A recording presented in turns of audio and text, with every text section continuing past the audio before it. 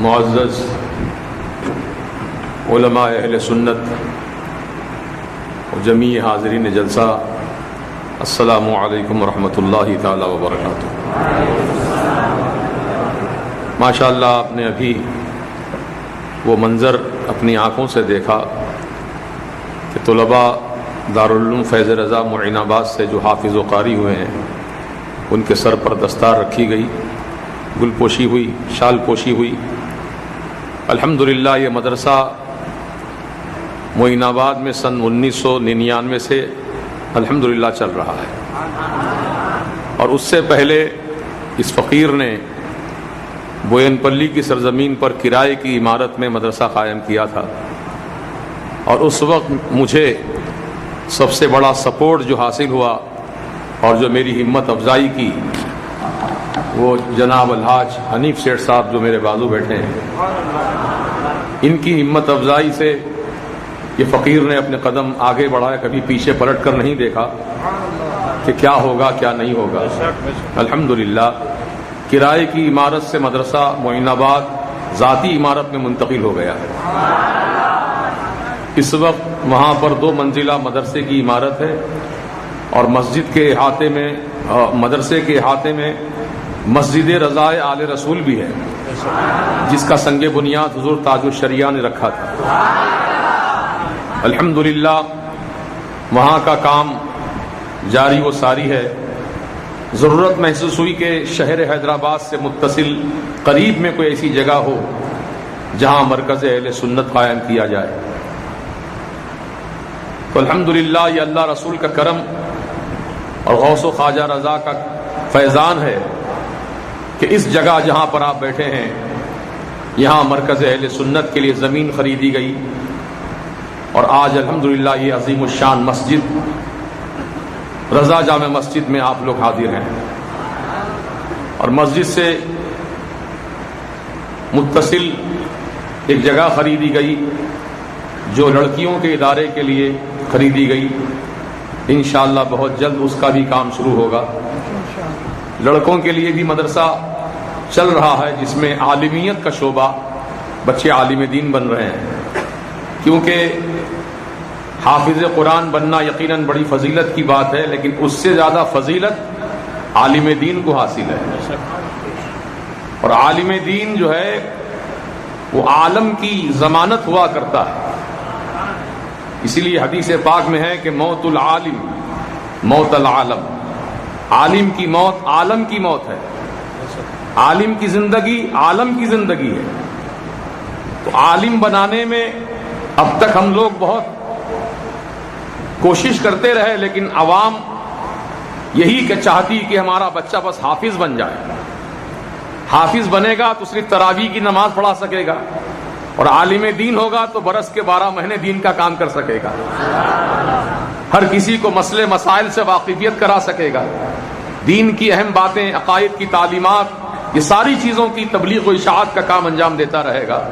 الحمدللہ یہ کام یہاں پر چل رہا ہے مرکز اہل سنت میں، اور انشاءاللہ 10 شوال سے پھر دوبارہ مدرسے کا آغاز ہوگا دونوں جگہوں پر۔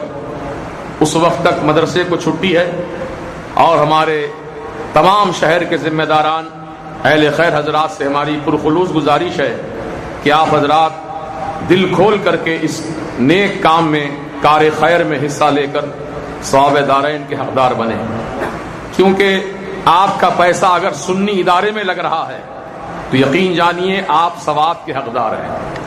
اگر خدا نہ خواستہ، لاکھ مرتبہ خدا نہ خواستہ، اگر آپ کا پیسہ کسی گستاخ رسول مدرسے میں لگ گیا، بدعقیدوں کے مدرسے میں آپ کا پیسہ لگ گیا، تو بجائے ثواب کے الٹا عذاب ہوگا، کیونکہ گستاخ رسول کی مدد کرنا بھی گستاخی کرنے کے برابر ہے، اور گستاخ رسول کی جو سزا ہے اس کی مدد کرنے والے کی بھی وہی سزا ہے۔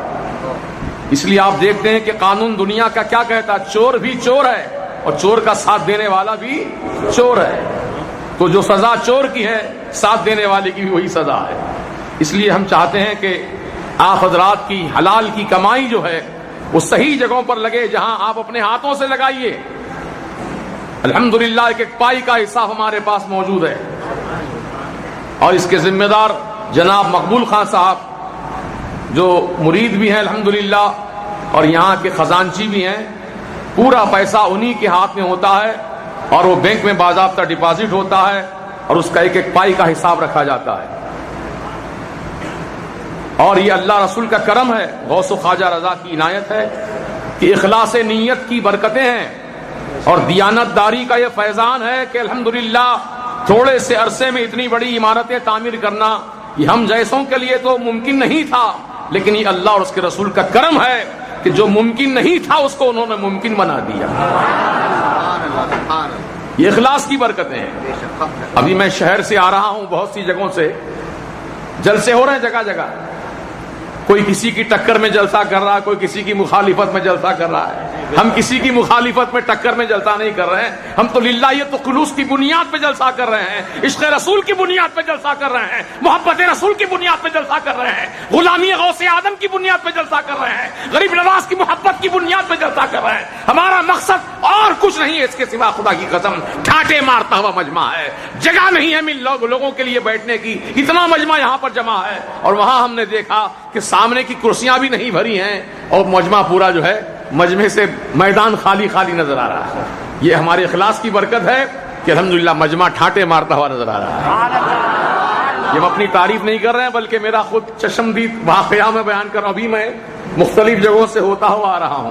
میں گیا تھا اصل قبرستان میرے والدین کی مزار پہ حاضری کے لیے. وہیں سے جب واپس لوٹا تو دیکھا جگہ جگہ جلسے تو ہو رہے ہیں لیکن کہیں 100 آدمی ہے, کہیں 200 آدمی ہے, کوئی 50 آدمی ہے. سمجھے آپ اس طریقے کا. یہاں ماشاءاللہ ہزاروں کا مجمع ہے, ہزاروں کا مجمع. اور آپ لوگ جائیں گے نہیں جلسہ مکمل ہونے تک, اور جلسے کے بعد انشاءاللہ سب کے لیے لنگر کا اہتمام کیا گیا ہے. لنگر کا اہتمام ہے. اب جو سحری کھانے کی نیت سے سحری کھانا چاہتے ہیں سحری کی نیت سے کھائیں, اور جو روزہ نہیں رکھ سکتے ہیں تو صرف کھا ہی کے جائیں.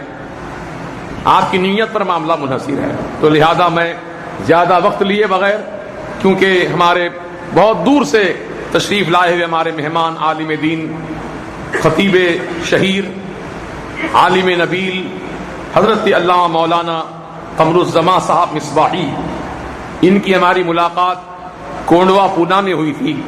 اس وقت سے میں نے ان کو بہت مخلص پایا الحمدللہ. اور آج کے جلسے میں آپ کی تشریف آوری پر ہم یقیناً تہ دل سے شکر گزار ہیں کہ آپ نے اپنا قیمتی وقت عنایت کیا. پٹنہ سے دلی, دلی سے پھر حیدرآباد, صبح کے نکلے ہیں 9 بجے سے شام کے 7 بجے پہنچے ہیں. اتنا لمبا سفر ہے. الحمدللہ خیر آپ تشریف لائے بڑی محبت اور اخلاص کی بنیاد پر, اور انشاءاللہ آپ کا خطاب نایاب سنیں گے. مجھ کو تو آپ سنتے ہی رہتے ہیں, بھرپور تقریر ہوگی آپ کی, اور آخر میں چند کلمات جو آپ سے اپیل کے طور پر مجھے کرنے ہیں انشاءاللہ وہ میں کروں گا بعد میں. اور ہمارے اس جلسے میں الحمدللہ نہ صرف شہر حیدرآباد سکندرآباد کے مسلمان بھائی تشریف لائے ہیں بلکہ کرناٹک کے علاقے سے, مہاراشٹر کے علاقے سے, شولاپور, ادونی, نہ جانے کہاں کہاں سے لوگ سمٹ کر یہاں پر آئے ہیں. یہ ہمارے صادق رضا ہیں جنہوں نے ابھی گلپوشی بھی کی. یہ میرے خلیفہ ہیں شولاپور میں الحمدللہ. یہ اپنے چند ساتھیوں کو لے کر کے یہاں پہنچے ہیں. ان کا اور ان کے تمام ساتھیوں کا کے لیے ہم دعا گو ہیں کہ اللہ تعالیٰ ان حضرات کو جزائے خیر عطا فرمائے کہ اتنی دور سے یہ لوگ سفر کر کے یہاں پہنچے ہیں کہ موسم گرما میں. اب میں بغیر کسی تاخیر کے مائک ہمارے آنے والے مہمان مقرر خطیب شہیر کے حوالے کرنا چاہتا ہوں کہ آپ دل کھول کر آپ کے سامنے خطاب نایاب فرمائیں گے اور اس کو آپ سماعت کریں گے.